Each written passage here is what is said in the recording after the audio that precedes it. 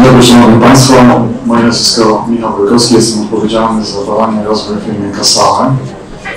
Casale jest firmą, która ponad 100 lat zajmuje się dostarczaniem technologii w obszarach tworzenia amoniaku, metanolu, mocznika, melaminy, kwasu azotowego. Jesteśmy również obecni w Polsce.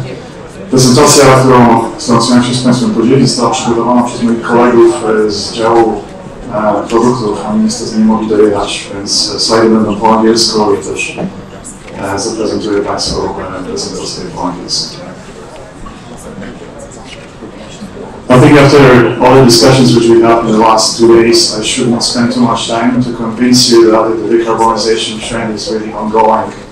So that there is a legislation as well as a different financing mechanism already in place forcing the industry to transform. This is really the fact. Most of the countries in Europe as well as in the world, they already set up the net zero emission goals around the year 2050. And even some of them, they set up already intermediate goals to partially decarbonize, like European Community, with 50% by 2030. So all the changes which we are going to see, they are not only going to have a significant environmental impact, but it will also have a significant techno-economic impact. While the European community is gearing up for the decarbonization trend with the acts like Net Zero Industry Act or the Border Carbon Tax, the US already allocated $500 billion and they are sponsoring decarbonization projects. So we are talking about a significant change also from the financial point of view. From the technology point of view, those changes are basically embracing two directions. One is either full or partial capture of CO2 and replacement of hydrogen coming from natural gas with the hydrogen coming from the water electrolysis. And this is what I would like to talk to you about and take you through the solutions and the technologies which already today are the solutions. In the morning, Marco was talking about the surfing board. I still believe that you will see the surfing boards of the different colors. They are really ready to surf. In Casale, we believe that decarbonization can be afforded on 3 pillars. The one, plant updating towards existing emission goals. Second pillar is to come up with a new design of the blue plants when CO2 is captured and then sequestrated. And the last pillar, design of the new green plants, where the CO2 emissions completely avoided by using, for instance, hydrogen from biomass or the water electrolysis. So all these pillars allow customers to deal with the emissions of the scope 1, which are direct emissions by EPA standard, or the indirect emissions, which is in scope 2, like for instance purchasing electricity, which becomes green.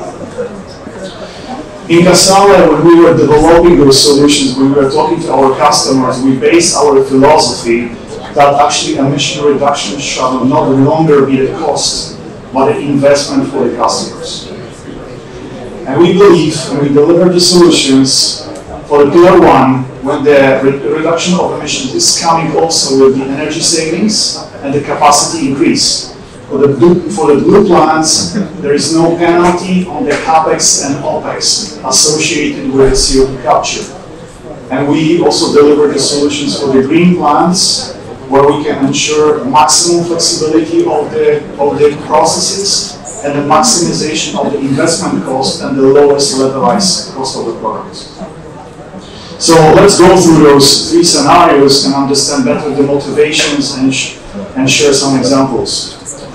The motivation for plant updating practically is driven by the fact that the existing customers and owners of the plants want to decarbonize. They have a very short-term goals to achieve either the corporate emission goals, they are forced by the legislation, they have to cope with carbon tax, or like in the US, they have to take advantage of the IRA, the funding scheme.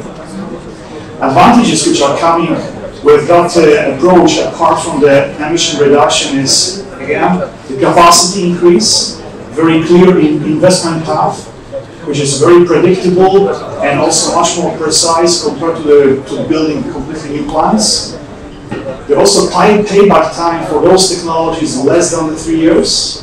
And moreover, those technologies can be realized in terms of product within approximately 2 years. Those solutions allow to reduce the emissions from 5% to approximately 100%. Here comes an example of the ammonia plant in the US, with original licensor C.F. Brown, when the ammonia plant was updated to achieve the higher capture rate from 62 to 69%, and you can see it's only or as 50,000 metric tons per year. At the same time, we achieved the 7% of the capacity increase. How this was done? There was a main intervention on the reforming part, which is the most energy consuming. What was important for the client, that application of the CO2 capture allowed to come up with the payback time less than the 3 years. Here is another example of the Metaphase plant. It's a big mega complex where Casale applied the CO2 capture to capture 370,000 tons of CO2 per year, and 682 or 86,000 tons was sent to produce urea and then to melamine. Actually, this project is probably one of the largest still in the world when it comes to CO2 capture. So let's jump into the second pillar, which is update of the gray plants into the blue plants. Either it's done fully or partially.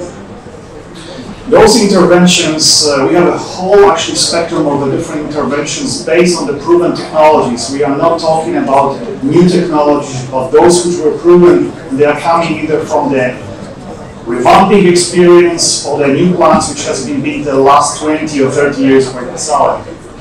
We are able with those interventions to achieve more than 95% of CO2 capture.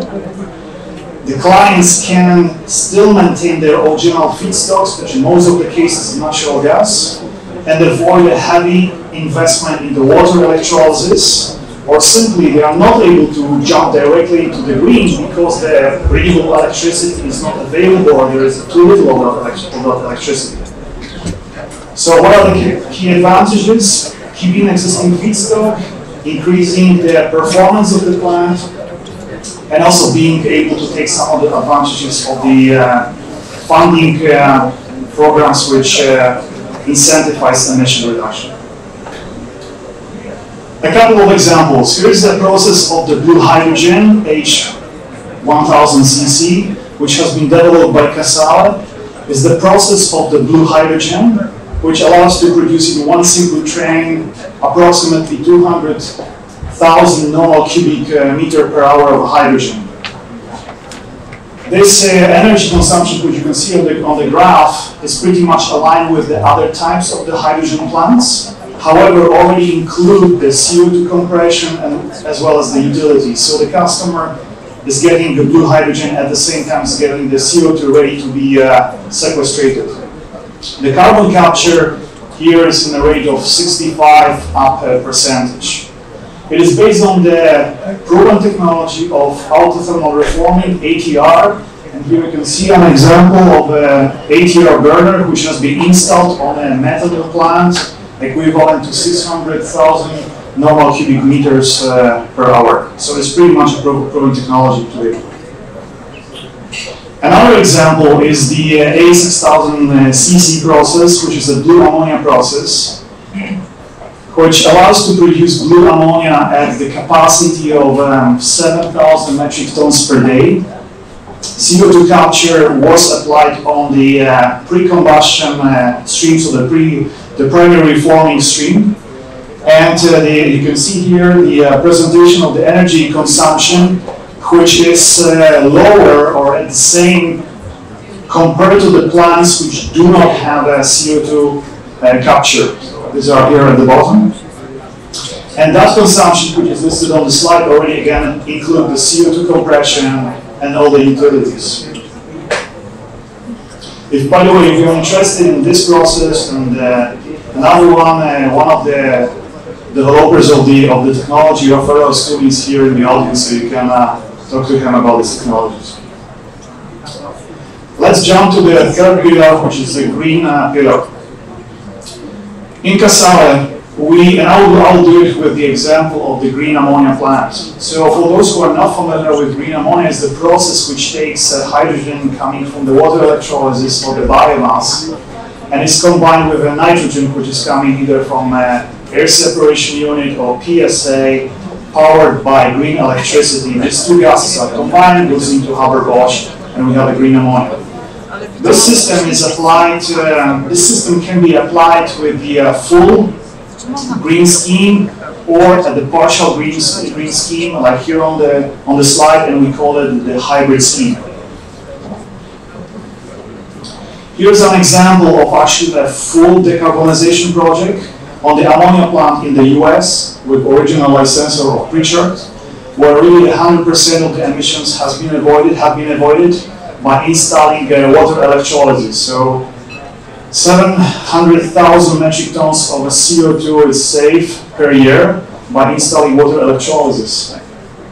Also, at the same time, Casale has delivered the revamp of the synthesis loop with a new ammonia catalyst, Ammomax Casale, and this allowed to increase the capacity of this plant by 30%, which resulted to 1,150 metric tons per day of the ammonia.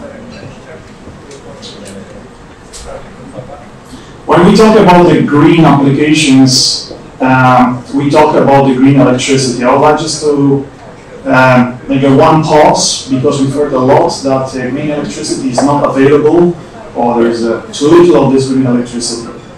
We believe in Casale that regardless you go to the 100% of decarbonization or the partial decarbonization, you will be facing the similar problems, and some of them are listed here on the slide. So on the left-hand side, you can see that the various challenges associated with green electricity, which comes and goes. We know that the sun shines during the day and the winds blow stronger during the night. So we talk about intermittency of the green electricity. That intermittency imposes several challenges. I'd like just to point at two of them. One, that the plant is not going to work anymore, it's not going to operate any more steady state, but it's going to up and down. Sometimes it has to go to the standstill, hot and cold even.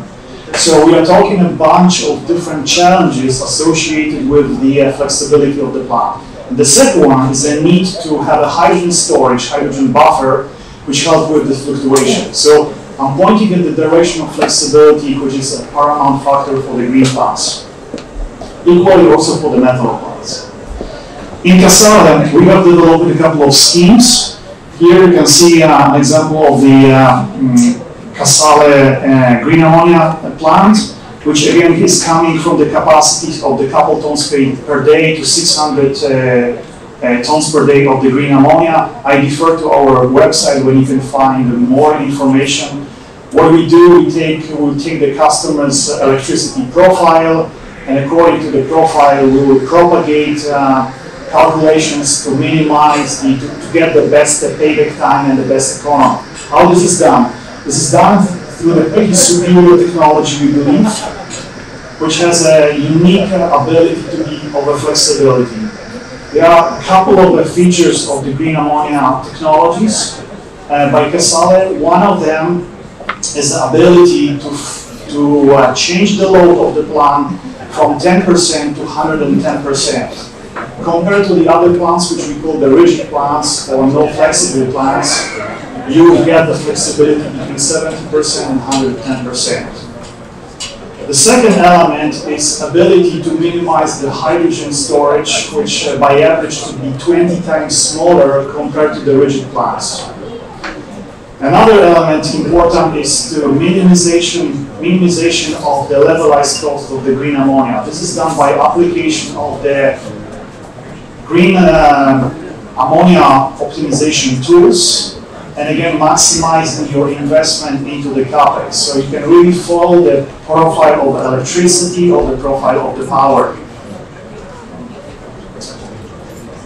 So I wonder that after seeing all the solutions, which seems to be mature, you're still wondering whether these solutions could be applied in the region and could be applied in Poland. I'd like to tackle these questions with an example of decarbonized ammonia. As we speak, around the world, there's already 206 million tons of decarbonized ammonia being built. They will be on stream in the next 2-3 years from today. On the other hand, there is 23 projects where ammonia, decarbonized ammonia, will be cracked back to the hydrogen. In Poland, the capacity of ammonia is approximately 3 million tons per day. We believe that this capacity has to be wisely and gradually transformed into new decarbonized technologies, which could be done with blue or green.